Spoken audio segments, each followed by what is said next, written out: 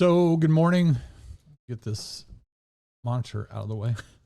Glad that you're here. Dustin and I both are here today. We're back together finally, man. It's been a while. It's been a while since we've been here with y'all, and I appreciate Dustin and Annika taking care of it last week. And it was a good subject to talk about how we perceive what we do in relation to our faith. And so that was a great thing. Today is really going to be a conversation because we tried to pull together some information, but I don't know how. We'll see how we get through it. But it's about what's happening today in our culture, and it's asking the question, how did we get here? How do we get to this place that this generation saw an assassination on, not only on TV, but on social media, primarily on social media initially. And just our world's different. Things have changed. But before we get into that, I want to bring a little levity to what's going on because it's been kind of a heavy feeling in our society, in our culture. And so the first thing I want to do is I want to celebrate what today is. And I think one of these will hit all of us in some degree. And it is this one. International Country Music Day. I know everyone is excited about International Country Music Day. Are you a big country guy? You know, I used to be. Okay. Being up in Ruston, I feel like that's a country area. Well, Texas is really where. That's good. Yeah, never mind. Yeah, I don't know why I went to Ruston. Yeah, we used to go dancing all the time at the second largest dance hall in the United States at that time in Lubbock, Texas. And so Marcy's a great dancer. I don't know if she'd say the same about me, but we used to love to go country and western dancing, a little two-step, little country, Cotton Eye Joe. So yeah, International Country Music. Are you a country music fan? It is my least favorite genre. Ah, okay. What's your favorite genre? I mean, honestly, all I really listen to anymore is worship, but I like rap. Used to love heavy metal. Could never get behind country for some reason. It's a storytelling music. It is. The second one is National Professional House Cleaners Day. Is there discounts for that? I don't know, but we have some professional house cleaners in our community. And so we want to celebrate them, but it also calls you to clean up your house or to get somebody to do it. So those are the two days that we're celebrating. There were like 10 days that we could have celebrated today. They just all want to pick September 17th, huh? Yeah, one was Apple Dumpling Day. I don't even know what that is. I'm assuming it's that. I mean, yeah, you can put it together. I've just never heard of that. Yeah, I think they're just like it's little a dessert dumpling, huh? Yeah, like little apple pies, little apple. That sounds really good, actually. Yeah. A little cinnamon sprinkled on top of it. Yeah. So I want to show us a video to bring some levity to this, and so just enjoy. It's definitely down there. I can see it. Yeah, I can see it too. I'm looking right at it. Yeah, well, I just feel like you can't be 100% sure because you're not looking in the water with me, so let me just double check for you. Yeah, it's definitely down there. See, if you looked in the water with me, you'd be able to see it. Well, I see it just fine, so. Look.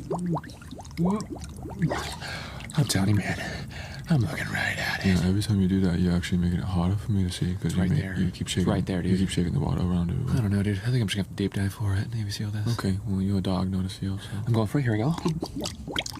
No. Not even close. No. Come on, you're getting all wet. Wow, yeah, that's at least like 3,049 or number. 2 clicks or something down there. No, just let me think of a better plan, okay? Tell mom and dad I'm a good boy. I'm going in. Wait, hold on.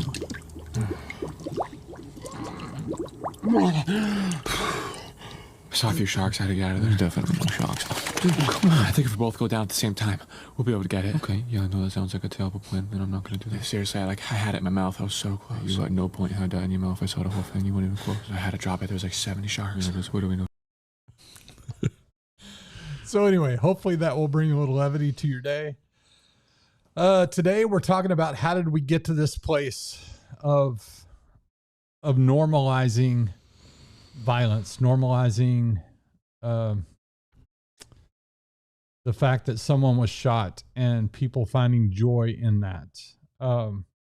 Recently, I think you and I talked about it several weeks ago. John MacArthur, pastor out in California, died. Yeah. There were people celebrating his death. Crazy. And then James Dobson, with Focus on the Family, died. Mm-hmm. People celebrating his death. And there are a lot of people that said that they were negatively impacted by these two people. They used the language. They had hate speech. They were hate mongers. They were misogynist, all the words that we throw out today. And the fact that people are celebrating death. Yeah. And dancing because someone died is so unbelievable to me. And so I heard about a survey this past week about generations and kind of where they stand in regard to use of violence and the potential of death. We have in our culture right now, and it's a horrible thing. We have school shootings on a regular. There was the most recent one was in Colorado.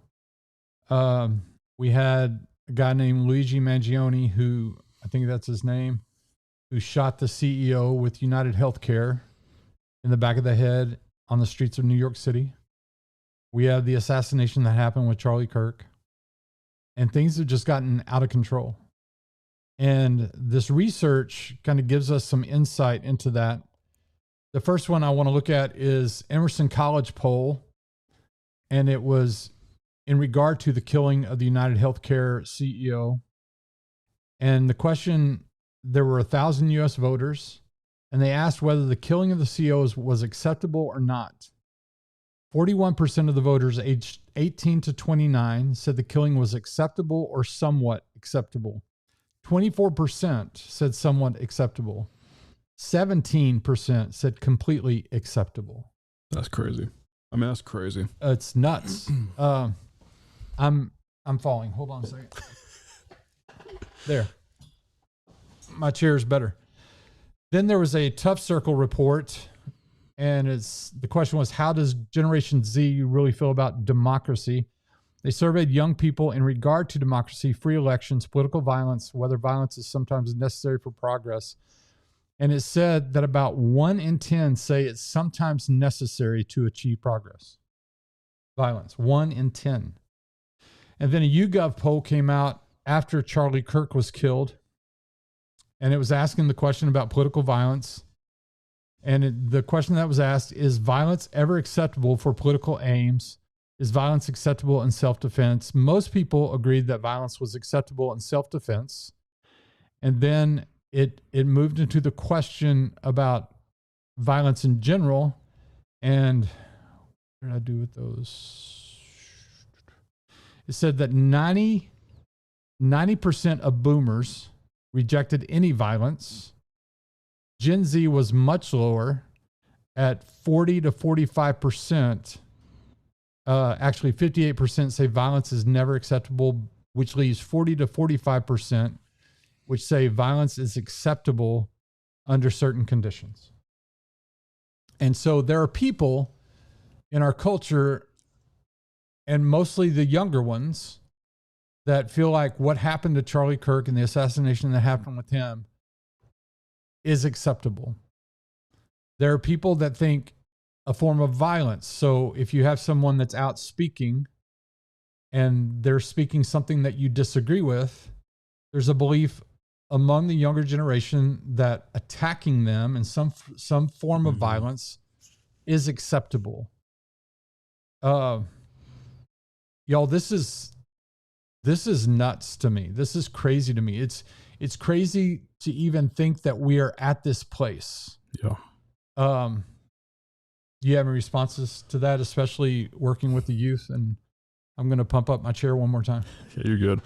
I mean, you look at all these numbers, and they're just, like you said, they're insane. They're nuts. I mean, even the one that says about 1 in 10 say it's sometimes necessary to achieve progress when it's talking about political violence. And they may not seem like a big number, but 10%, like that's insane to me. Like I think of just our congregation, about just over 200 people. That's 20 people that would be in that room, according to this poll, that would believe that. Right. That's a ton of people, man. Like this should be less than 1% of people. Right. Like this is insane how much the numbers are going up. It does. Honestly, it kind of shocks me, but it doesn't shock me that Gen Z is lower than baby boomers. Because when you talk about like political topics and issues, usually baby boomers are the ones who usually are the most heated about it, which is interesting. You would think then that would correlate to they would be the most violent with it, but they're not. Right. It shows that Gen Z may not be as heated about it, but they are quicker to choose violence as an answer to solve that, which we'll get into some of the reasons for that. But yeah, and they may be as heated about it, but they may keep all their feelings inside, and so the manner in which they respond is violence. Yeah. I think the boomers and the busters are probably more conditioned to have conversations, although I've seen some videos of some older people older than me, that are attacking people that they disagree with and people that they don't approve of what they're saying or what they're doing.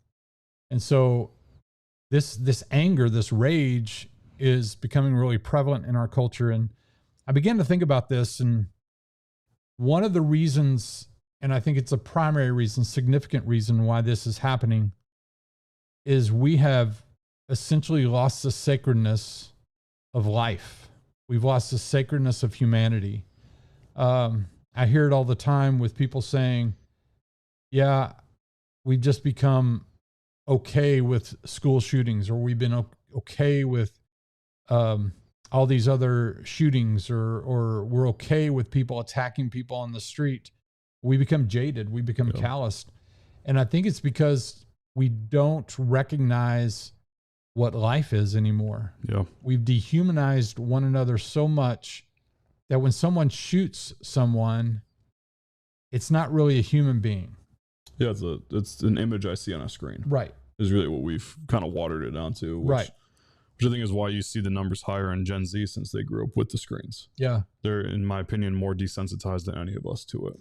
And somebody brought up, and I can't remember who it was yesterday when I was talking to them about this, they brought up video games and the fact that they're playing shooter games. And so there's a splattering of blood. And so you become desensitized to that. I don't know how much that plays into it. We're not going to talk a whole lot about that. Probably plays into it some. Yeah, I would say it's a lot deeper than that.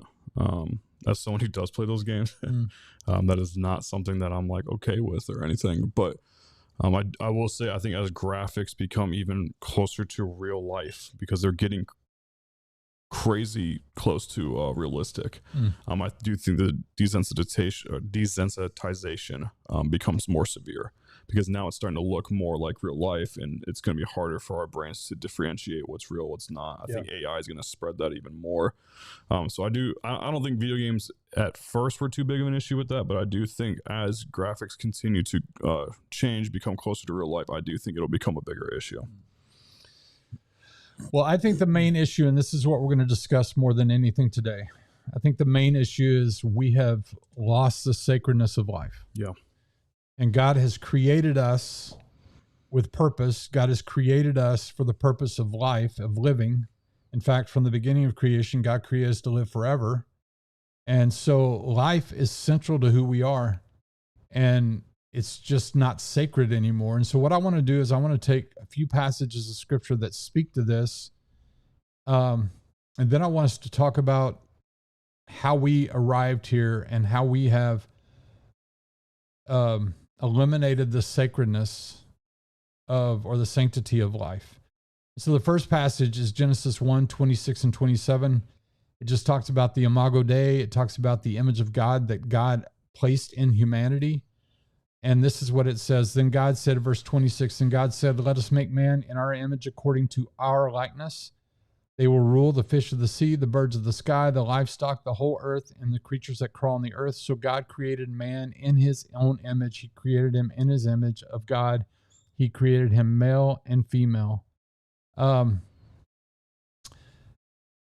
Y'all, humans are created in the image of God. Every person that you see, whether you agree with them or not, whether they're you think they're mean or not, whether they are an enemy or not, they are created in the image of God. There's not a human being alive that God has not put his image in. Mm-hmm. And because we have allowed God just to be sucked out of culture, we've lost that aspect of culture. I think that's one of the biggest parts of removing the sanctity of life is we just don't see God and his image in one another. I say this all the time, that when you look in the eyes of the other person, you can see the image of God. Yeah. It may be a residue, it may be residual, you may not see much of it, but it's there. Yeah. And when we eliminate that from the conversation, when we eliminate that from the person, then to bring violence against them, to shoot them, it's not difficult. Yeah, it's not as big of a deal then when you eliminate that issue. Yeah. And I always relate this too, because I think a lot of people maybe even struggle with what does it mean to be in the image of God. And I always relate it to it's like kids. When I think of it, like if you look at my son right now, he looks like me. Like he has my image to him. And just the way that I would value my son is the way God values us. And so I think understanding that, like, we not just look like, I mean, we literally were made to be just like him. He sees us. I mean, the Bible says that we've been adopted into sonship. Like, he sees us as our kids. And I think understanding that puts so much more value into people. Yeah. And the very nature of God, the character of God is not just his image, the visual image. It's his very nature and his very character. I don't think we think enough about how much it takes for us to step away or to be removed from the image of God in us, because it takes a lot of energy and effort in our sinfulness and in our choices to move away from that which God created us originally to be. Yeah. The second passage is Psalm 139, 13 through 16. You want to read that one? Yeah. It says, "For it is you who created my inward parts. You knit me together in my mother's womb. I will praise you because I have been remarkably and wondrously made. Your works are wondrous, and I know this very well. My bones were not hidden from you when I was made in secret. When I was formed in the depths of the earth, your eyes saw me when I was formless. All my days were written in your book and planned before a single one of them began." Just the intentionality in that. Yeah. Again, and we'll get into just the language that we throw around today of like, oh, it was a mistake, or it was unplanned, or like, it might be in your eyes, but this is how God sees the birth of a child. Yeah. He sees it as there is no mistake. There is nothing unplanned. I mean, literally it says all my days are written in your book. Like, everything's been planned from the beginning. Yeah. There's not a mistake. You were born at the exact time with the exact family, the exact people, because God planned that out. And we take so much of the intentionality of it away. Like, God is intertwined in the very beginning of our days, long before we were ever a thought in our parents' minds. And is intentionally purposeful as he's creating us in the womb. Yeah. We lose sight of that. That's sacred. That is, as you said, that's purposeful. And God is knitting us together in the womb of our mom. And this is very huge for me right now with the new grandson. And we've lost the sense that it's still a miracle that children are born. Yeah. I mean, we've just kind of become accustomed to it, and it happens. No, y'all, birth is a miracle. And what happens in the womb with God knitting us together is a miracle. Now, the one thing I would say is this, that sin has impacted every aspect of creation, which includes the development of the child in the womb. A lot of people ask, well, why did this happen with this child in the womb? Sin has impacted every part of creation. Yeah. And so God is at work in this, and there's a mystery about it that we don't fully understand. But again, the sanctity and the sacredness of a child being formed by the very hands of God for purpose and for intent that we will never fully understand. And he is involved in the process again, putting his image into us, we've lost that. When we see one another, just in the manner in how we treat one another, let's get away from the violence. Let's get away from the assassination. Just in the manner in which we treat when we see one another. Are you looking for the image of God in the other person? Are you realizing that that person standing in front of you was intricately formed and knit together by the hands of God? Yeah. That should change our opinion. That should change our perspective. It's not just a walking clump of cells. It's not just someone that's standing in front of us that is living on this rock for a period of time, will die and will cease to exist. It's that God has infused his image into them with purpose and intent. Yeah. And it's the same for us. And here's what's interesting. A lot of us want to believe that about ourselves, but we don't necessarily want to believe it about somebody else. Yeah. Yeah. And then I pulled out a passage, Matthew 5:21-25, because it talks about how Jesus elevates the significance of humanity. I believe that Jesus's ministry was about raising the dignity in people instead of destroying the dignity in people. And we live in a culture right now where we have a tendency to go about the business of destroying the dignity of someone else a lot of times so we can elevate ourselves. Yeah. But Jesus, Matthew 5:21-25 says, "You've heard it said to your ancestors, do not murder, and whoever murders will be subject to judgment. But I tell you, everyone who is angry with his brother or sister will be subject to judgment. Whoever insults his brother or sister, just insult, not attacking, not violence, just insulting, will be subject to the court. Whoever says you fool will be subject to hellfire." So Jesus is saying it's not just about murder, but it's about when you insult a brother or sister, you're essentially murdering their soul. Yeah. You're destroying the image of God in them. You have every intent to destroy the sacredness of that image in them. Yeah. Yeah. And again, I mean, he's just using the child analogy, man. I think of it like when we do this to one another, it's especially when we're like making fun of or attacking or insulting, it's like we're insulting God. Because again, we're not God. Like, please, that's not what I'm saying, but we're made in his image. Again, it's like if someone treats my child horribly, I'm going to have some beef with you. Yeah. Like, I'm not going to like you because to me, that's a direct insult to who I am. Right. Because that's my kid. That kid resembles me, like looks like me, acts like me, is a part of me. Like my DNA is in that kid. Right. And I think God holds it to the same standard as when, I mean, he literally says, what you do to the least of these, you do to me. Jesus likens himself to people. The way you treat people is a direct representation of how you treat God. Right. Again, because we're in his image. Right. Like we're made to be just like him. Exactly. For the most part. So Charmaine says, take a step back and look at the spiritual image, not the physical human image. And I think that's very true. I think we need to understand that we are holistic beings. We are spirit and we are flesh. And some people would say that's dualism. I see it as one in total being. And so we need to recognize the image of God in one another, yes, in the spiritual aspect, but we need to recognize it in how we act, how we treat the physical flesh side of us. So how do we get here? How do we devalue life? What's happened in our culture to where we have devalued life? The first thing, and I forgot to put it in here, but the first thing is we've eliminated God from the conversation. Yeah. God's not significant in our culture anymore to a large degree. And when you extract that part of our culture out, you're extracting the image, the sacredness of that. So you just got a bunch of for lack of a better term, a bunch of monkeys walking around on this rock for a period of time, and then they are no more. Yeah. There's no hope. Yeah. I mean, that's fatalism. That's nihilism. That is no purpose whatsoever in humanity.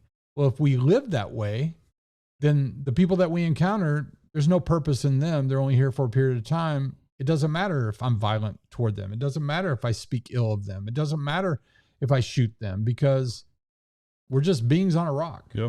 That's all we are. I mean, it goes down to Darwinism, survival of the fittest. Exactly. If you take that at its true definition, that means if I got this gun and I can take you out, why would I not take you up? It benefits me. because we're all just a bunch of animals according to science. Right. Like there's nothing more to it. I was telling Dustin this morning, I heard a guy who deconstructed from faith, doesn't have faith in Jesus anymore, doesn't have faith in God anymore, although he wrestles with the idea of God, which is interesting to listen to him. But he said that what made him move away from Jesus and God was he did some research on evolution. I stand in a place, and we talked about this, I stand in a place that it takes more faith to believe in evolution than it does to believe in God. Yeah. And even if you don't stand in the place that it takes more faith, it takes faith. It takes a lot of faith. Yeah. So you're placing your faith somewhere. It's not like you're living faithless.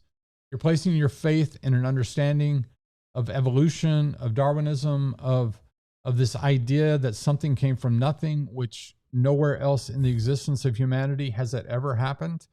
And so you're placing your faith in that. And when you do, there is no sacredness there. Yeah. There's no purpose. There's no intent. You try to live your best life and that's it. Then life stinks. So that's the first thing, is we've extracted God. The second thing, which is really prevalent in our culture, which is a hot issue in our culture, is abortion. When we have delineated a human being down to a clump of cells, and I don't care where in the gestation process you fall. I mean, the whole conversation of, well, at 6 weeks, it's okay. No, the minute conception happens, a new being exists. Yep.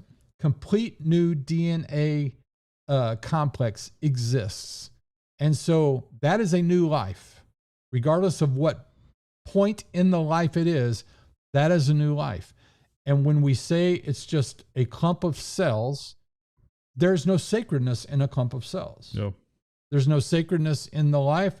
There's no understanding, going back to Psalm 139, there's no understanding of God being involved in that process of knitting that child together from the moment, before the conception. Yep.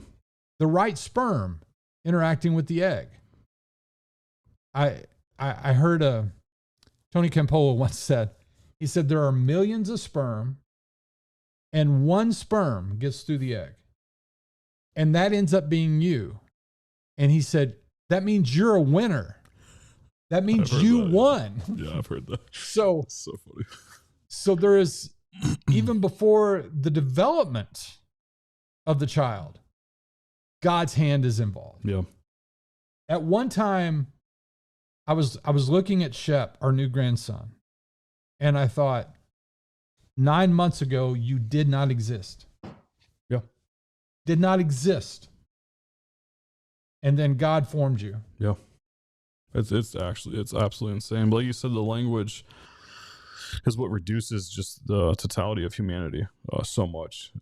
When you think of it, you said like clump of cells, we have in here choice. I think of the term her body, her choice. And it's like, so you're saying that child doesn't have a body. Yes, it's in the mother's body. And I've seen what pregnancy does to them. It absolutely does a lot to their body, but you're taking away from the fact that it's another human being in there. Right. It's another human life when you say it's her body. Like that baby is in her body, but it's not her body. Right. It is a separate human being. So again, the language that we use, and it's not just abortion topic, there's a lot of other topics we use language like this. It just devalues the life of a human. And then we use the language, as you were saying that, the language of the child as a parasite on the mom. Yeah. It's not a human being. It's a parasite. That's crazy. How devaluing is that? That's crazy. How, if we have an entire generation that this is the language that they've heard, how have we not devalued humanity? The second, again, hot issue that's happening in our culture is the LGBTQ conversation, and how that conversation has been discussed. And I'll say on behalf of the church has done a disservice in this conversation. Yeah. The church has contributed to devaluing people, because if we truly believe that every human being is created in the image of God, regardless of whether you agree or disagree with how someone is living, and let's insert every sin, not just homosexuality, but the church has devalued. And as I said, Jesus's ministry was returning the dignity to people. And the church over the years has destroyed the dignity in people because we have disregarded the image of God in individuals that may be living in a way that we would not approve of or are excited for them to live. Yeah. Yeah. I love that phrase of Jesus bringing back the dignity of people. Because I always think back to the miracles that he performs. And I think we take for granted some of the simple actions that he does in the miracle. Like I think of the leper and how he says, extend your hand, and then Jesus touches it. Like this dude hasn't felt human touch since he's had that leprosy. Right. They weren't allowed to touch people. That's how it would spread. And so Jesus does these, I mean, it's throughout scripture, he does this. Like people who are unclean, Jesus would touch them. I just like imagine like the first time in probably years that they've had human contact. Like those are simple acts. Like you said, it restores dignity in people. And so again, on this issue is how are we treating these people?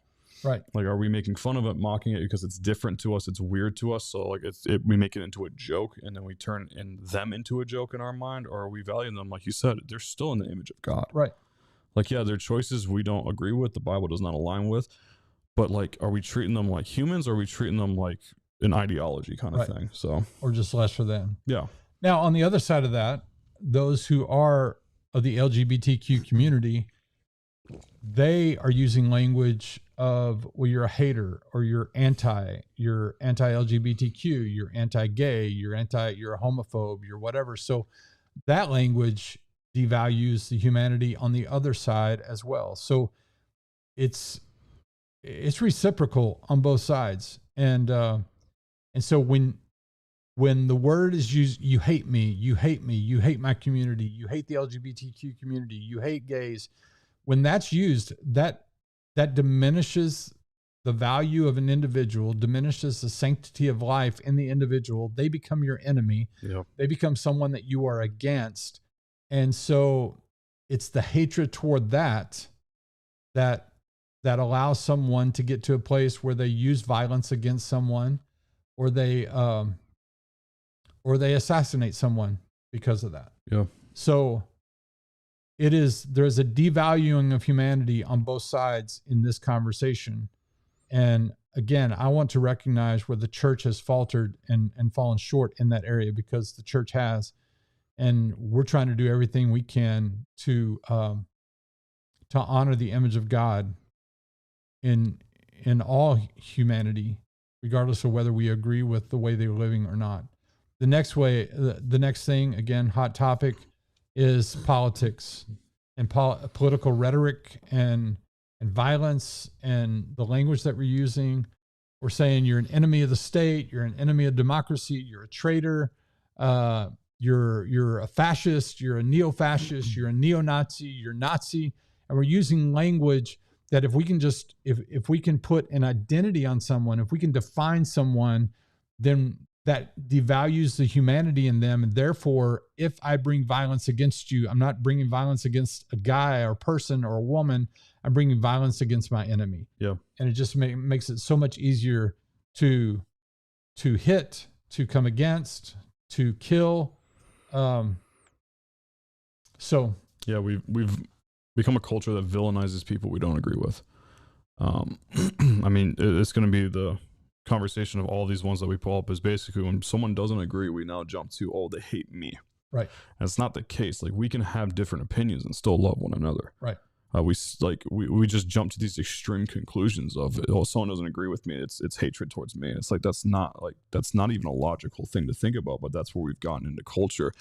And like you said, the more that we villainize people, the easier it is to then kill them or turn to violence against them and be able to try to justify it to ourselves and to culture, and then it just turns into what we have today. So right. Yeah. And it's again this idea of enemy, and if I'm against you and I feel like that I have no control, that you have control of me, or that you are in a position of control of me, then the only, supposedly in my mind, the only recourse I have is violence, or the only recourse I have is shooting. And again, I bring up the Charlie Kirk assassination.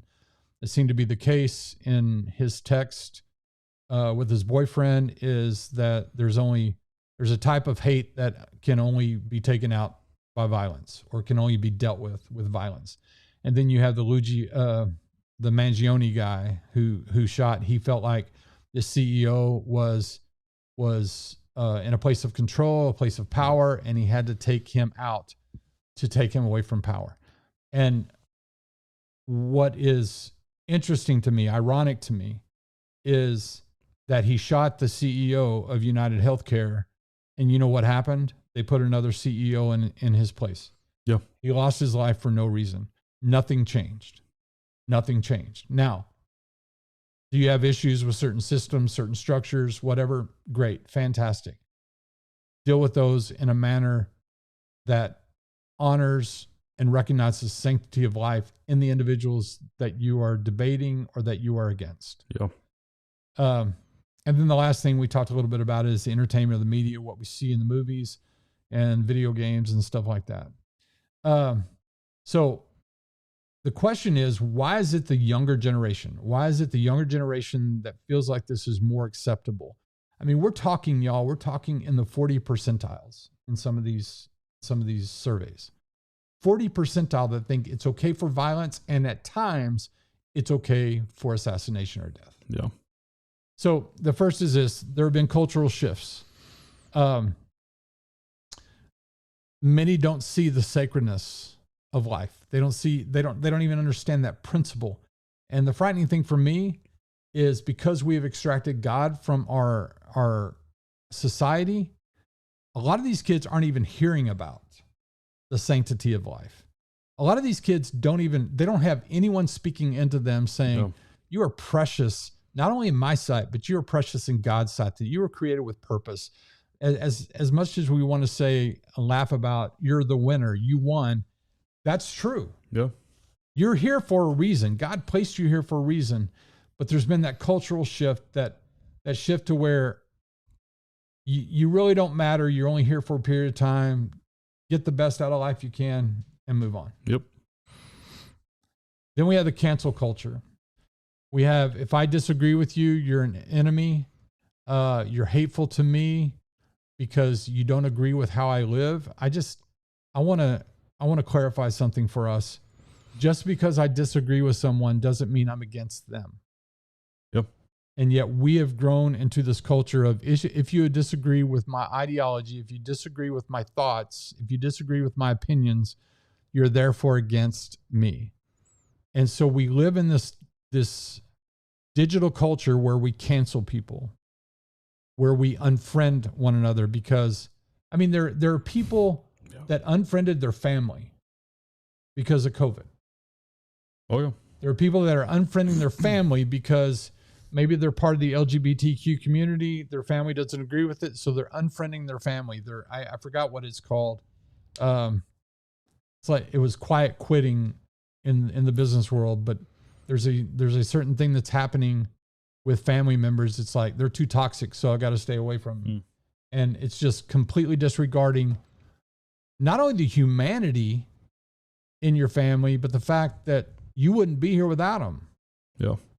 Yeah. And I think one of the reasons why we're seeing it so much is, again, it's all digital. It's easy to do. You couldn't do that back in the day before technology really, like, it was a much harder process. Whereas nowadays, it's just like, I don't like you. My algorithm's not going to put you on there. It's going to put stuff I want on there. I can just remove you from friend. You don't even have to actually unfriend them on Facebook. You can do what's called unfollow. So you're actually still friends with them, but you just don't ever see any of their stuff. So it's like, oh, okay. So in their eyes, we're still friends, but I don't see anything related to them. Interesting. It's a whole thing. Like, so I just think it's become such an easy way to do it. And you have that. And then I think you see, like, I forget the terminology, but basically you see the mob mentality. Is all of a sudden it starts getting traction on social media. Everyone starts piling on. You're like, yeah, you know what? That's a great point. And you just jump on with it, not really understanding what's happening. Yeah. And then you cancel someone because of one opinion. I mean, there's people, they're trying to cancel people for opinions they had 20, 25 years ago. Like when Facebook first came out, they're pulling out like posts or tweets and going, look what you did all these years ago. It's like, why would we cancel? Like, we don't realize this right now? Like, you don't stay the same. And so I think one of the big issues with the digital culture is it's become so easy to do. Some of the videos that always crack me up are when people do this in real life, especially the younger generation, and someone that's an older generation just socks them. And they look so surprised, like, did that just happen? It's Right. like, yes, there are actual consequences to your action in real life. But these kids are growing up, and I say this as someone who loves this generation. Like, I love Gen Z, but they are growing up in a day and age where they don't see as much of their consequences for their actions because it's all online and they can get away with so many things. Yeah. I just went on a rant, sorry. No, that's good. So the next one is inconsistent life ethics.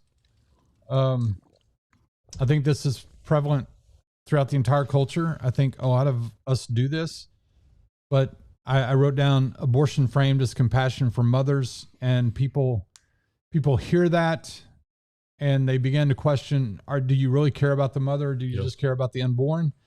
And I think it's important for us, and we're talking about why the younger generation feels like violence is acceptable, is because they feel like that some people that are against abortion only care about the unborn child and don't care about the mom.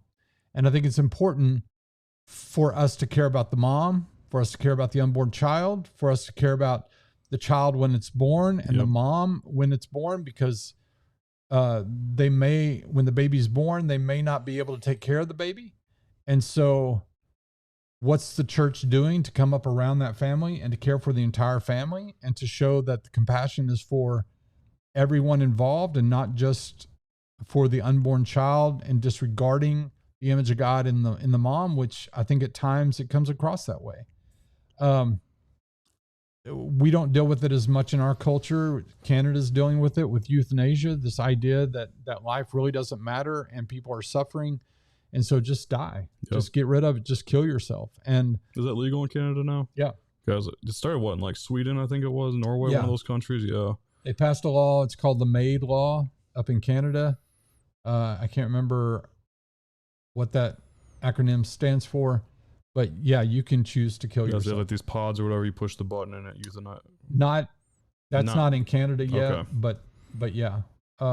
And the frightening thing is they're encouraging people to kill themselves because maybe they're disabled and their life's not going to be worth anything. And so they're like, yeah, it'd be better if you're again, dehumanizing. Like, that's just crazy. Oh my gosh. Like saying death is better than living a life with some challenges. Right. Like that's an insane statement. Right. Like, where did we get to that point of that? But as you continue and the government pushes that, because that's a governmental thing at that point, it does. It just dehumanizes people. It says, well, if you're going through stuff, it's better just to die at that point. Like, and we wonder why suicide rates are going through the roof. Right. And we're pushing this like, oh, your life isn't that great. So just push this button. Let's be done. Correct. It's insane. The next one is violence framed as justice against enemies. I love the fact, and we repeat this over and over again, that God says in the Old Testament and the New Testament, vengeance is mine, saith the Lord. I'll take care of this. It's not up to you. And so even though you may have enemies, I think Jesus made it really clear we're supposed to love the people who love us, and we're supposed to love our enemies. You think he made that pretty clear? Yeah. And so that doesn't leave a lot of gray area. It doesn't leave a lot of people that you're not supposed to love. We're supposed to love everyone. Yeah. And we're going to read a final passage that's going to kind of bring us to that place. And then the breakdown, actually the fear and anxiety and isolation. Isolation is huge with this generation. And so you can allow your mind go to a multitude of places, and you can get sucked down some rabbit holes and some dark places in your isolation, and then your fear and anxiety. So you're fearful that no one's going to take care of you. So you feel like you have to take it into your own hands. And so you go out and you bring violence against somebody else because you feel like by doing that, you're gaining control back into your life. And so these things figure into this young generation quite a bit, because let's be honest, there are a lot of things that are unstable in our culture right now. And the young people are feeling it more than older people. And so when you have that instability, you're going to find some way to try to find stability. And sometimes people feel like they can do it through violence instead. And so I would really encourage, one, we're not created to be isolated. We're not created to be by ourselves. We're created to be with one another. And that means in person. Correct. I want to make, because what is it? They're finding all this stuff from the shooter for Charlie Kirk of all the discord and community he had through that. That's not community. Right. Community is face to face, or if you do say something wrong, people can hold you accountable. Like to your there are more, and so we can't just be like, well, I'm talking to people online or I'm watching church. Like, community is in person. you need to have people that you can talk to in person. So. Yeah. And the last one is break down institutions, the distrust of institutions, establishment systems. And this generation probably has some of the most distrust in established institutions. And so they're just like, we can't trust them. And so they come against them. Yeah. So here's the question, and we're going to try to get through these quickly. Just all the time. I'm like, man, we're moving. And then I realized, we got no time. So what can we do about it? The first thing is we need to reteach and reestablish over and over again the image of God in people. We need to be speaking that into our young people. We need to be speaking that into our kids. We need to be speaking that into one another. We need to remind ourselves that we are created in the image of God with purpose, with intent by the hand of God.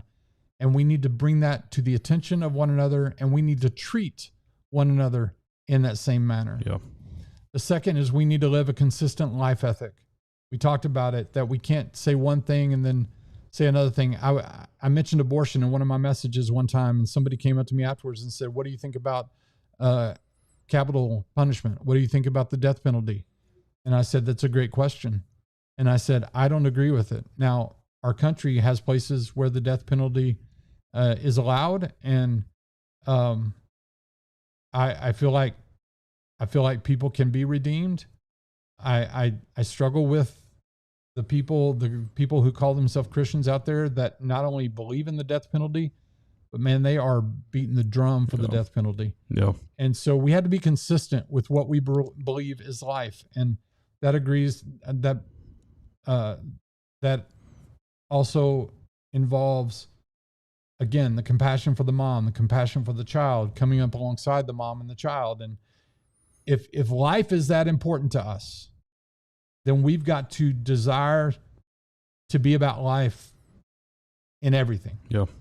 Yeah. And I love what you have here. It's not just unborn but it's unborn. It's the poor, it's the disabled, elderly, immigrants, prison. It's every single person. It's every group that is being persecuted. It's all of that. Like, we have got to be there for them. And I think for us as Americans, a lot of times it's easy for us to have these opinions. We vote on them, and then we just kind of like wipe our hands and go, okay, well, I did my part. And it's right. Like, yeah, your voting is definitely a right, and it's definitely a way to do it.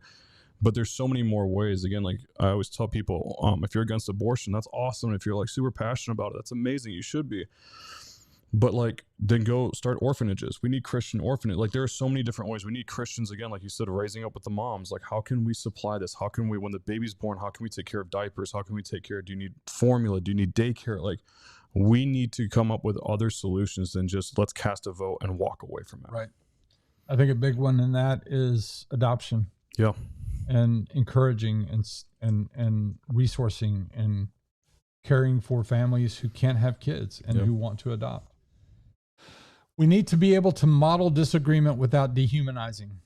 We don't need to use the attacking language. We don't need to use the phrases that are being used in our culture against the people that one, we shouldn't consider them our enemy. We should consider them someone that we disagree with. And we can disagree vehemently, but we disagree nonetheless, and they're still human beings with the image of God in them. We need to teach people how to operate that way, how to live in life with one another with people that you disagree with. Yep. We need to challenge violence consistently. All violence too. Like, correct. First thing I thought of when I saw this is we had a youth student in small group talk about how I was like, yeah, I saw someone bullying my friend, so I went up and hit them, and everyone's like, yeah, good, and because it's like almost like a justice violence, which is kind of what's similar happening with Charlie Kirk. There's a lot of people who feel justified by it, and so they rally behind it, and we're just like, yeah, no, that's never the answer. It's like there's so many different ways. Like, go tell a teacher, go find an adult, let them handle it. Like, violence does not solve that issue. Right. All it does is teach that you beat violence with violence, and then we just continue to grow in our violent ways. And so we need to challenge it constantly.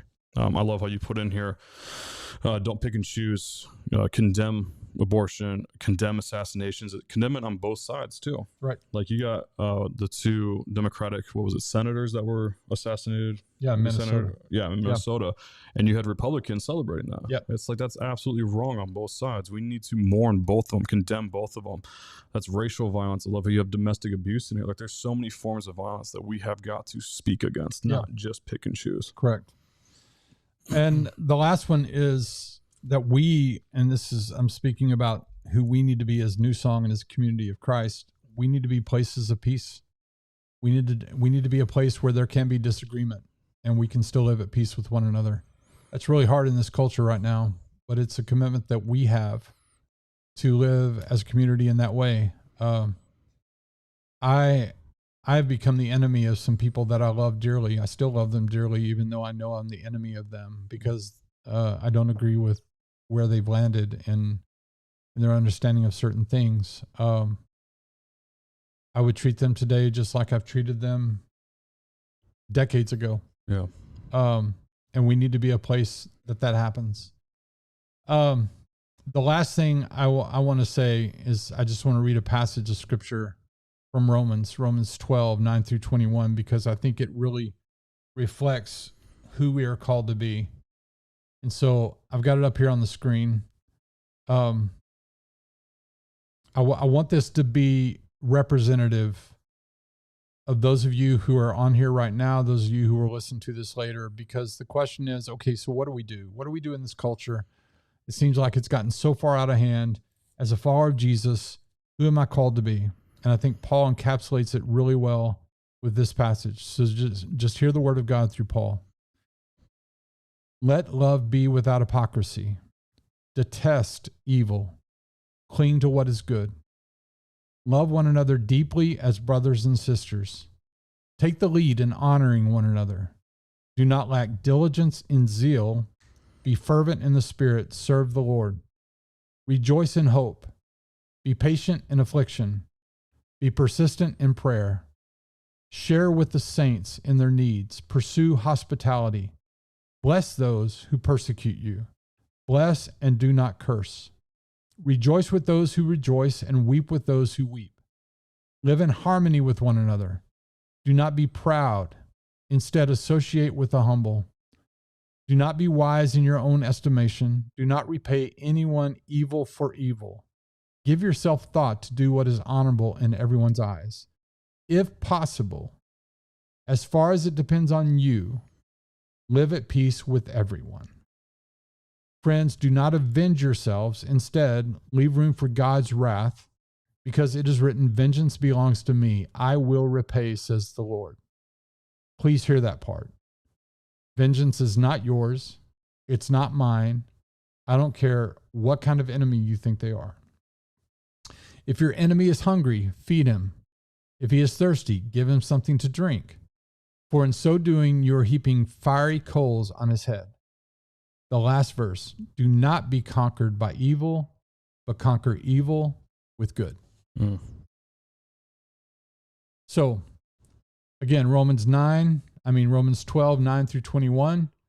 If you want to think about who you are called to be as a follower of Jesus, if you want to think about how we respond to what's happening in our world right now, that's what we do. That passage. Go back, read it again, remind yourself, call yourself to that. Trust that God will give you, through the power of his Spirit, the ability to do that and live that way. That's who we're called to be as a church. Any final comments? No, that was the mic drop right there, man.